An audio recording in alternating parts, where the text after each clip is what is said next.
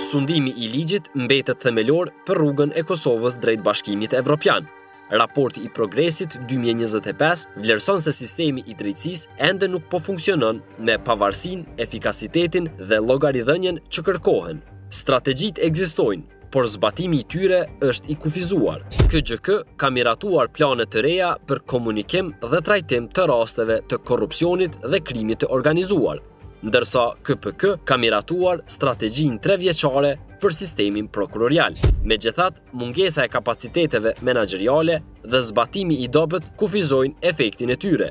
Plani i veprimit për sundimin e ligjit është përditësuar, por zbatimi i tij vazhdon të hasë në pengesa.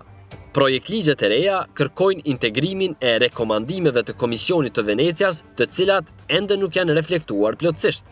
Organet menaxhuese funksionojnë, por rolet dhe përgjegjësitë mbeten të paqarta. Procedura disiplinore dhe të vlerësimit nuk sigurojnë ende standardet e nevojshme të përgjegjësisë. Raporti vren dallime mes dy këshillave. KGK tregon angazhim më të lartë për reforma, ndërsa KPK përballet me kapacitete të kufizuara. Përbërja e këshillave ka mbetur jo e plot për shkak të vështirësive në zgjedhjen e antarëve laik. Pozita e kryeprokurorit të shtetit mbetet e zbrazët që prej vitit 2022, duke kërkuar një proces të ri për zgjedhjeje, të bazuar në meritokraci dhe transparencë. Proceset e rekrutimit të kryeprokurorëve në nivel lokal nuk kanë përmbushur standardet e kërkuara. Pavarësia gjyqësore mbetet e brisht. Raporti thekson ndikime të papërshtatshme nga brenda sistemit dhe tensione të vazhdueshme ndërmjet qeverisë dhe institucioneve të drejtësisë. Sistemi i menaxhimit të lëndëve nuk zbatohet në mënyrë të qëndrueshme.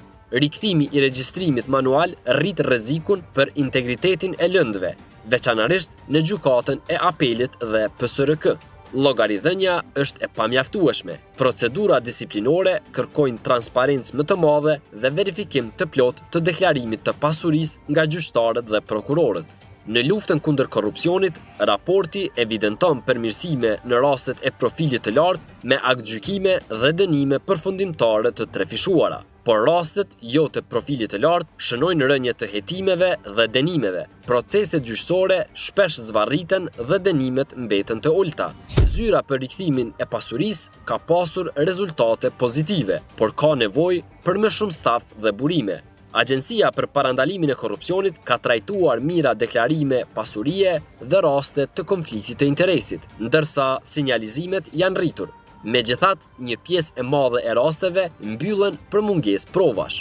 Strategjia kombëtare kundër korrupsionit për periudhën 2025-2028 ende nuk është miratuar, duke krijuar boshllëk në objektivat dhe koordinimin institucional. Bashkërendimi ndërmjet policisë dhe PSRK-s mbetet i dobët për shkak të akteve nënligjore të papërfunduara. Efikasiteti i drejtësisë mbetet i kufizuar. Numri i madh i lëndëve të pazgjidhura, rigjykimet e shumta, shtyrjet e proceseve dhe menaxhimi jo efikas vazhdojnë të rëndojnë sistemin. Kjo shihet sidomos në rastet e krimit të rënd dhe korrupsionit. Në veri, sundimi i ligjit është veçanërisht i brisht. Mungesa e përfaqësimit të komuniteteve jo shumicë dhe sfidat institucionale e vështirësojnë qasjen në drejtësi.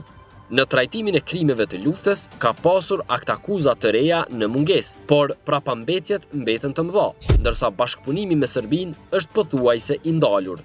Raporti përmbyllet me çështjen e personave të zhdukur, 1590 persona ende figurojnë të zhdukur dhe vetëm 26 raste janë zbardhur gjatë periudhës së raportimit.